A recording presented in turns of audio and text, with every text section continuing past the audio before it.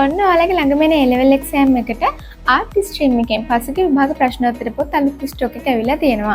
ඉතින් මේ තියෙන්නේ සංනිවේදනය සහ මාධ්‍ය අධ්‍යයනය කියන විෂයට අදාළව පසුගිය විභාග ප්‍රශ්නෝත්තර පොත. අපි මේ පසුගිය විභාග ප්‍රශ්න පත්‍ර තෝරගන්නකොට බලන්න ඕන විශේෂ කාරණාවක් තියෙනවා. ඒ තමයි මේ පොත්වල පිළිතුරු සම්පාදනය කරලා තියෙන්නේ කවුද කියන එක. ඉතින් එහෙම බලනකොට මාස්ටර් ගයිඩ් ප්‍රකාශකයන් කියලා කියන්නේ දරුවන් අතර විශේෂයෙන්ම ජනප්‍රිය හොඳ ප්‍රකාශකයෙක්. ඉතින් අනිත් එක තමයි මේ පොතේ පිළිතුරු පත්‍රත් අන්තර්ගත වෙලා තියෙනවා.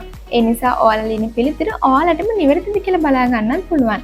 ඒ වගේම මේ පොතට අමතරව මේ විෂයට අදාළව මේ වගේ කෙටි සටහන් පොතත් අපෙන් ලබා ගන්න පුළුවන්. ඔයාලගේ සියලුම පාඩම් මාතෘකා ආවර්තනය වෙන විදිහට තමයි මේ කෙටි සටහන් පොත හදලා තියෙන්නේ. ඉතින් ඔයාලා මේ මොන විෂයෙන් A-level exam එකට පෙනී හිටියත් ඔයාලා අනිවාර්යයෙන්ම ලියන්න ඕන විෂයන් දෙකක් තමයි මේ general English සහ සාමාන්‍ය පොදු පරීක්ෂණය කියලා කියන්නේ.